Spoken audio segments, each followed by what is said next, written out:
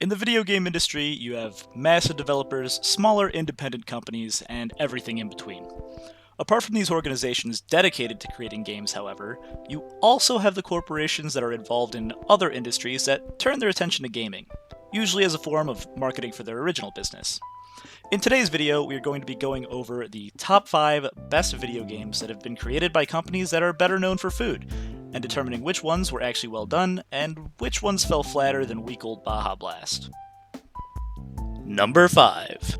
While not quite the same as becoming a game developer, the fast food franchise Wendys decided to take up the mantle of level creator, and developed multiple stages in Nintendo's game Super Mario Maker. These levels have fast food themed names such as Fresh Never Frozen, Fry in the Sky, and Drive-Thru, and even had Mario enemies and decorations meant to represent some of the foods offered at Wendy's restaurants. Wendy's has a history as a social media great, clapping back and providing playful banter at other fast food Twitter accounts' expense, so it's no surprise that they would be one of the first to try out a marketing scheme like making Mario Maker levels. Since this isn't technically a Wendy's game as a whole, and was more the franchise jumping onto Nintendo's success with Mario Maker, we're gonna have to put this entry at the bottom of the list at number 5. Number 4. Back in 1989, Dominos Pizza created a game alongside Blue Sky Software and ShareData called Avoid the Noid. While not the most technologically advanced game from the late 80s, Avoid the Noid remained par for the course, which is saying a lot considering it was just meant to be a marketing ad. The player takes control of a pizza delivery boy and is tasked with delivering a pizza to the top floor of a building called Doom Industries. On the way up, the player is blocked by creatures called Noids, meant to be a physical manifestation of all of the challenges that come with trying to deliver a pizza in a timely fashion. The controls were simple, with only the ability to walk, run, roll, and jump, but the real difficulty is dodging the Noids and their many traps that are meant to prevent the pizza from being delivered on time with the limited amount of Noid avoiders given to the player that remove all enemies from the screen. Avoid the Noid wasn't incredibly popular, and many people saw through the game for the marketing ploy that it really was. But given that it was actually developed by Domino's and seems to have normal game mechanics and no overly in-your-face advertising, we gotta give Domino's the respect they deserve for trying. Number 3. Number 3 on this list is one that, while older, I'm sure many of you have heard about either from jokes made about it or its presence on lists of obscure PlayStation games. Of course, I'm referring to Pepsi Man. Developed in 1999, this Japan-exclusive game features the superhero Pepsi Man running through locations, real and fake, to deliver Pepsi to thirsty townspeople by moving automatically through the stage and trying to dodge obstacles such as cars, cranes, people, and trucks, while simultaneously trying to collect as many Pepsi cans as possible for points. You can travel through San Francisco, New York City, Texas, and the mythical land known as Pepsi City. Often compared to the original Crash Bandicoot games, Pepsi Man went on to be sort of well received, with some reviews claiming it is both a nifty little distraction and a glorified, twisted, charming spectacle, and others saying it is charmingly brain dead. The game is overall seen as funny, not great, but many gamers love it for that fact.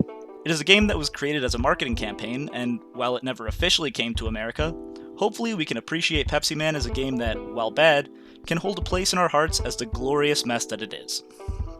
Number 2. Number 2 is the most recent, and perhaps the most absurd game on this whole list.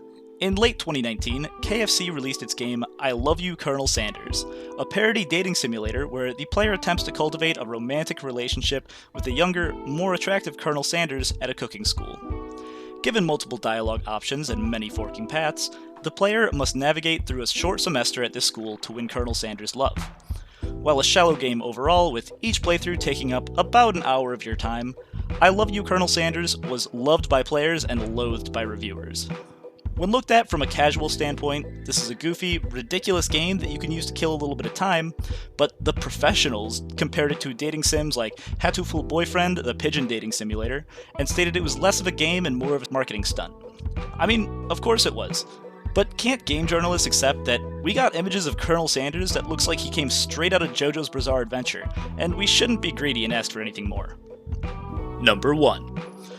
Last and definitely first, we have our number 1 entry, Burger King's game Sneak King.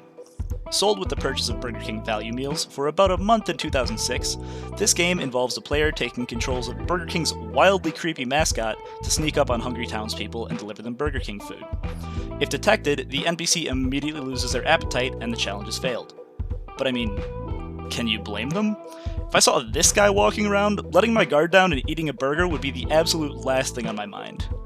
The game itself has stealth concepts reminiscent of Metal Gear Solid, and the game itself is relatively long, with 4 levels and each level having 20 challenges to be completed. While not incredibly well received as a game, getting a 6.7 out of 10 by IGN and 5.8 from GameSpot, Sneak King and Burger King's 2 other games, Pocket Bike Racer and Big Bumpin', offered as other options to be purchased in that same time frame, are regarded as the driving force behind Burger King's 40% sales increase that quarter.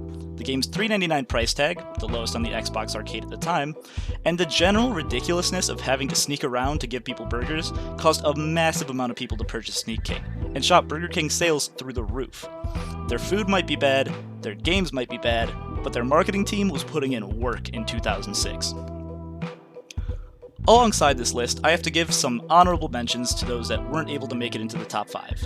McDonald's MC Kids, released in 1992, Taco Bell's Tasty Temple Challenge from the year 2000, Chex Quest from 1996, and Doritos Crash Course from 2010 all came so close to making it onto this list, but got beat by what we currently have. I bet most of you didn't even know this many food companies even made games, eh? Anyway, thank you for tuning in. All placements are final and cannot be argued.